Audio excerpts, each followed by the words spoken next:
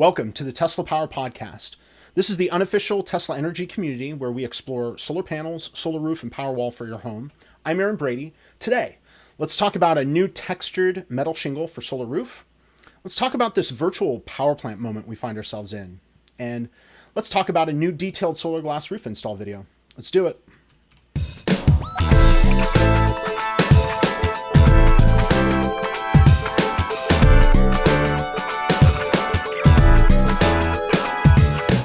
We generally start with questions and comments. If you have a question or comment, you can leave it below, or you can call 203-816-5150, or you can email teslapowerpodcast@gmail.com. For this video, we're question-free, so we can get straight into the news. Now, I found this while I was working on the last episode, and I had to share it. It's a third tile type, a textured metal shingle. Now, for those that are unfamiliar, there have been two types until now. There's been the glass solar tile, and then a textured glass tile without solar. Now, these would have covered the center portion of the roof, like you see here. Let's pull up clip one. This is the addition. You can see those crowning pieces are that flat black metal.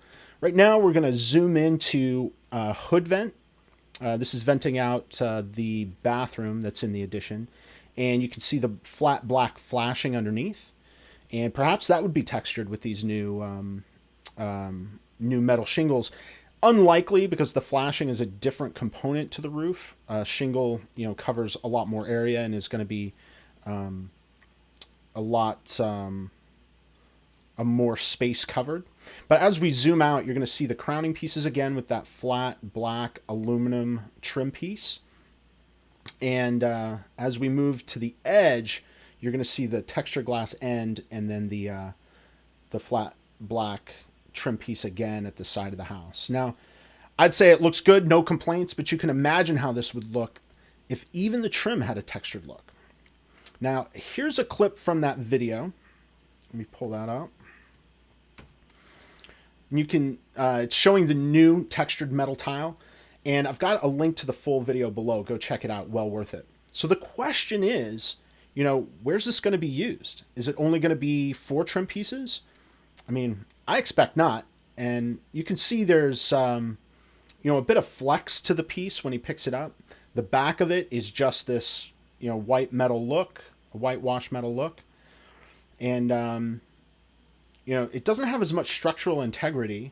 And it's not similar to like a standing seam metal roof that has a lot of rigidity to it.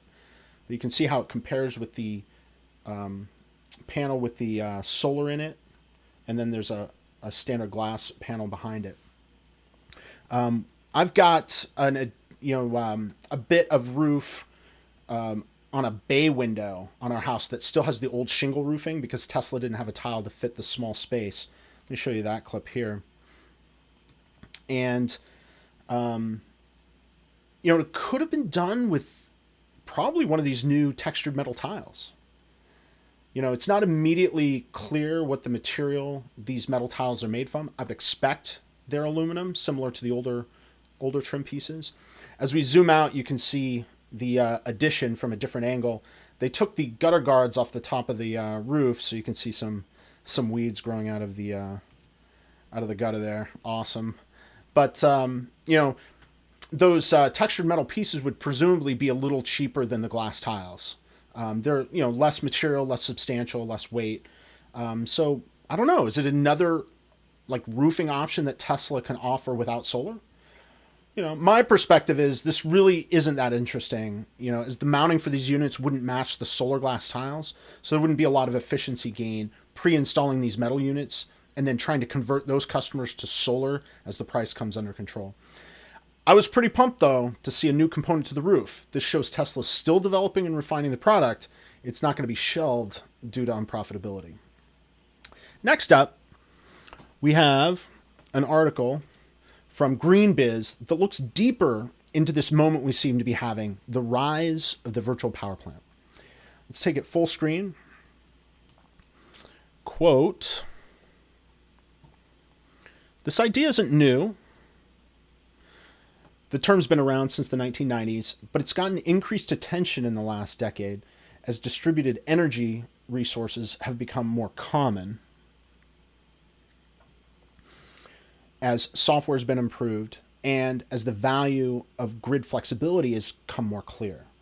By some accounts, increased load flexibility could have prevented last year's heat wave-induced rolling blackouts in California, end quote. Now, this article calls out three companies specifically. The first is Sonnen, then Swell Energy, and of course Tesla. Now, the first, Sonnen Energy, it's owned by Shell. They point that out in the article. Now, Shell is a really large Dutch oil company, probably as they'd prefer to be called now, an energy company. And I'd say it's a pretty smart move on their part to get into the renewable energy game. You know, got to respect that. Now, the second company, this is, I did want to point out on the Wikipedia page, you can see that Royal Dutch Shell looks like they're a 100% owner. It doesn't look like this is a joint venture or a collaboration of any sort. It seems to be their initiative on its own. So the next company, Swell Energy, it's run by a former Tesla Energy VP, Suleiman Khan. They're running the Tesla playbook with Tesla Powerwalls. And you got to wonder, how are they faring now that Tesla's less third-party friendly? You know, they do fit in with the solar plus storage requirement that Tesla has. So it might not be that bad. It depends on what solar panels they want to use at what time.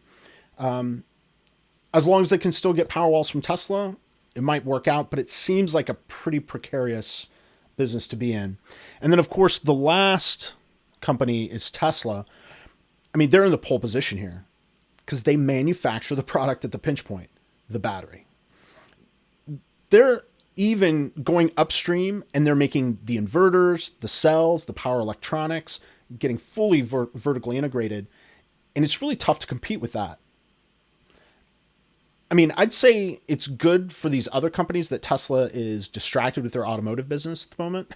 You know, Tesla is doing everyone a kindness, though. I mean, we've got to admit this, that they're bringing battery storage to scale so it's more accessible and it's more affordable for everybody. And what does this article summarize about our current virtual power plant moment? They say it's the only way utilities are going to be able to meet energy needs as we transition into electric transportation and electric home heating. I mean, you can even see that utilities are incentivizing their rollout by revenue sharing, more accurately paying a premium for peak power delivery. And those proceeds are paid to these virtual power plants. Some of them are going to be shared with the homeowner, though this depends on the business model of each virtual power plant. Tesla shares that revenue with the homeowner, but the homeowner is paying a premium to purchase Tesla end-to-end in the first place. And Swell Energy, they have a discount up front, but of course they're not doing the revenue sharing of all those revenues that they're getting for peak power demand from their virtual power plant. So it's really interesting to see how these virtual power plant business models perform. And it'll be even more interesting to watch it through the next decade as we transition to more homes with solar and battery storage. Now, let's take a break. Let's jump into a new Tesla Solarglass Roof install video after this.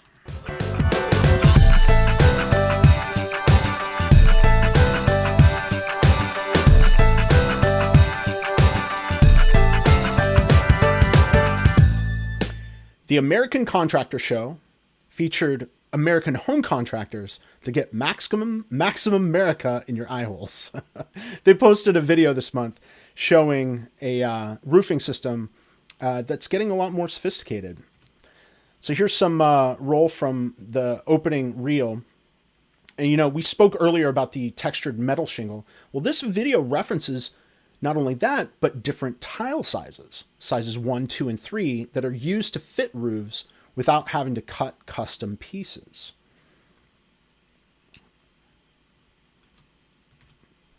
You can see here the engineering drawing that's made ahead of time. They ship the materials to match the components, and then they'll fit all of them together when you get on site.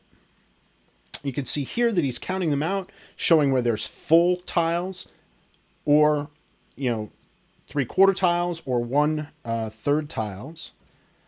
And then here you can see where they're attaching all of the fitments in, the footings with the solar panels clipped in. They're doing the measurements to make sure that the on-site practicum is how the drawing is done, so that everything is actually going to fit together. They don't want to nail stuff into place if it's not going to fit. And then you can see these triangular custom pieces that they're making out of the textured metal, textured aluminum tiles. So all of that, would be added to the roof system. I would love to have a chat with one of these installers to get more insight on what the system integration is like, how well the designs match up with the real world. Find out who does the design. Is it third-party installers doing the design? Does it have to be Tesla themselves? The thing I'm most curious about, though, is the economics, both from the third-party installer's perspective and from the end user's perspective. As I've mentioned tons before, these third-party installers seem to give customers much better service than Tesla does directly. If the economics work, this could be a fantastic way to scale the Solarglass Roof product and start bringing prices back down. Now, if you've gone through an install yourself and you'd be willing to join this podcast and talk about it, send me an email, teslapowerpodcast@gmail.com, and we'll book an interview. And that's episode 20 of the Tesla Power Podcast. I'm Aaron Brady. Let's do this again in the next video.